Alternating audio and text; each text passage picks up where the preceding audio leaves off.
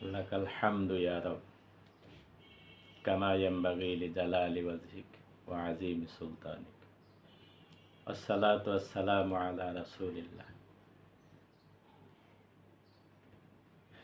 এক এক করে রমাদানের সোনালী প্রহরগুলো আমাদের থেকে বিদায় নিল। এক বড় নিয়ামত, আর মাত্র দু একটি সূর্যাস্তের পরেই রমাদান আমাদেরকে বিদায় দিচ্ছে। রমাদান এসেছিল আমাদের রহমত, মাগফিরাত আর জাহান্নাম থেকে স্থায়ী মুক্তির জন্য পথ দেখাতে, আমাদেরকে পরিচালিত করতে।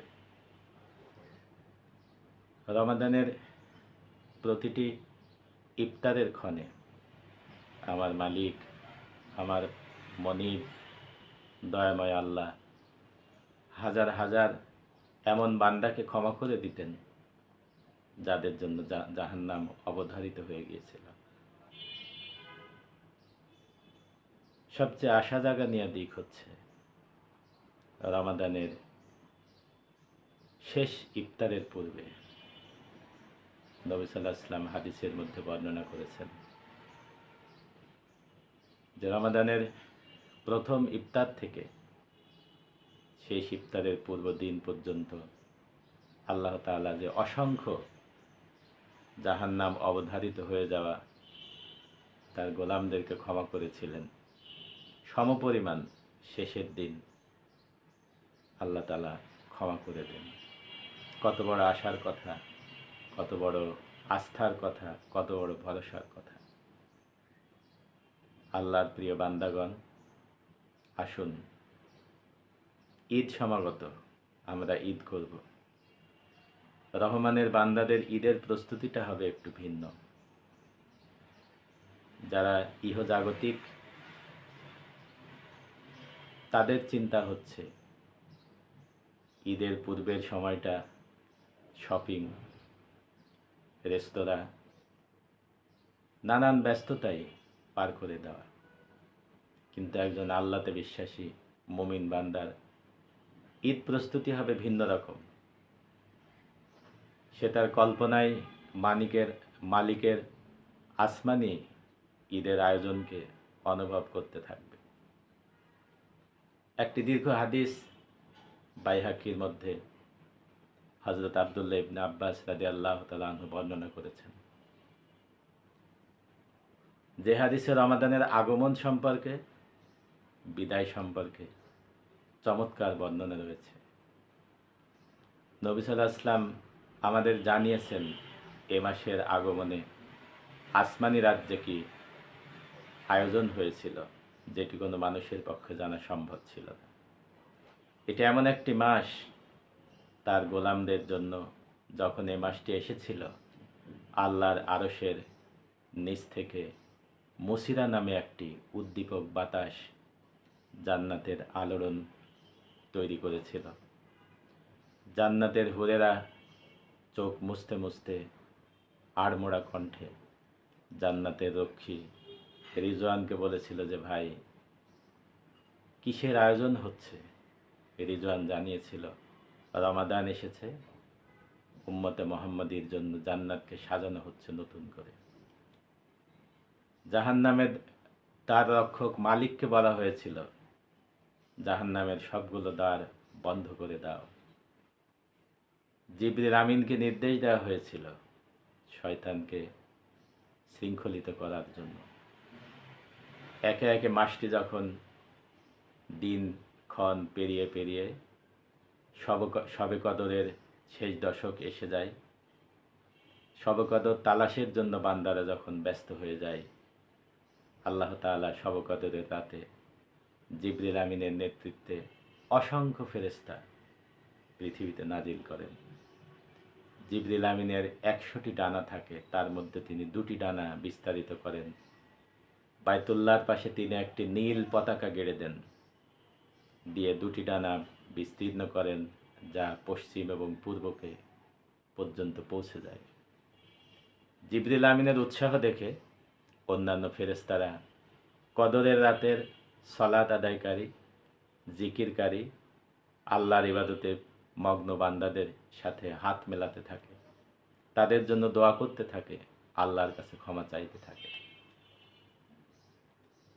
এভাবে করে যখন ঈদুল ফিতরের দিন এসে যায়, ঈদুল ফিতরের দিন সকালবেলা আল্লাহ তাআলা অসংখ্য ফেরেশতাকে পৃথিবীতে নাজিল করেন।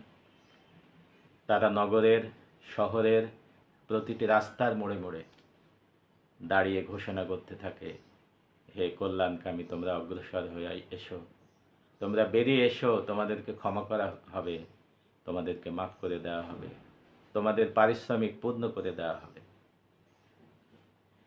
প্রিয় আল্লাহর বান্দারা, আপনি কল্পনার জগতে চিন্তা করে দেখুন, আপনার ঈদ উৎসবে আসমান থেকে ফিরিস্তা পাঠিয়েছেন আপনার আল্লাহ। নগরীর উপকণ্ঠে, নগরীর রাস্তার মোড়ে মোড়ে তারা হাত বাড়িয়ে আছে আপনার হাতকে স্পর্শ করার জন্য, আপনার হাতকে ছুঁয়ে দেওয়ার জন্য। কত মর্যাদা, কত বারাকা, কত সম্মান আমার মালিক আমাকে দিলেন। ফেরেশতারা আল্লাহর কাছে বলতে থাকেন, হে আল্লাহ, আপনার বান্দারা তো পরিশ্রম করেছে, তার পারিশ্রমিক কখন দেওয়া হবে? আল্লাহ তাআলা বলেন, পরিশ্রম শেষেই তো তার পারিশ্রমিক দিয়ে দেয়া হবে। ফেরেশতাদের দোয়া, আল্লাহ তাআলা ফেরেশতাদের মাধ্যমে ঘোষণা দিতে থাকেন যে তোমরা আমার কাছে আখিরাতের সঞ্চয়ের জন্য যা চাইবে আমি তা দিব, সঞ্চয় করে রাখব।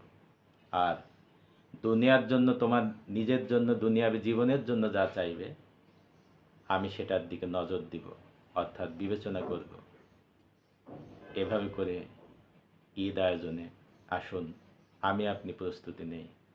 আমার আপনার ঈদ উৎসব এমন হোক, আমার হারিয়ে যাওয়া পিতামাতা, আল্লাহর কাছে চলে যাওয়া পিতামাতা, ভাই বোন, আত্মীয় স্বজন, তাদের সবার জন্য এই বাকি দু একটি দিন ইফতারের পূর্বে, এরপরে রমাদানের সারাক্ষণ সারাবেলা তাদের জন্য ক্ষমা চাইতে থাকি। তাদের জীবনে যদি কোনো কষ্ট থাকে, আল্লাহ তাআলা যখন দয়া প্রদর্শন করবেন ইফতারের পূর্বে, হাজার হাজার অসংখ্য অবধারিত হয়ে যাওয়া জাহান্নামীকে মুক্তি দিবেন। রমাদানের শেষ ইফতারে, রমাদানের প্রথম থেকে শেষ পর্যন্ত যে অসংখ্য মানুষকে মুক্তি দিবেন, সেই মুক্তির মিছিলে, সেই মুক্তির সারিতে আমার আপনার প্রিয়জন, আমার আপনার বন্ধুবান্ধব, আমার আপনার চেনাজনকে যেন আল্লাহ তাআলা মাফ করে দেন, এই কামনা আমরা আমাদের হৃদয়ের সবটুকু আবেগ দিয়ে, বিশ্বাস দিয়ে করব। আমাদের শপিং, আমাদের ঈদের কেনাকাটা চাইতে সবচেয়ে বড় প্রয়োজন ঈদের আসমানি আয়োজনের সাথে আমাদের তাল মেলানো। যদি আমরা সেটা করতে পারি, আর সাথে সাথে 2025 এবছর আমরা মাজলুমের জুলুমের শিকার হয়ে যারা শাহাদাতের নাজরানা পেশ করেছে এই ভূখণ্ডে, সেই পরিবারগুলোর সাথে যদি আমরা সম্পর্ক রাখতে পারি, ঈদে যদি তাদেরকে খুঁজে ফিরি আমাদের দোয়া এবং আমাদের উপস্থিতি দিয়ে, আরশের মালিক, আকাশের মালিক, দুনিয়ার মালিক, জান্নাতের মালিক, জাহান্নামের মালিক, সব কিছুর মালিক যিনি, তিনি খুশি হয়ে যাবেন।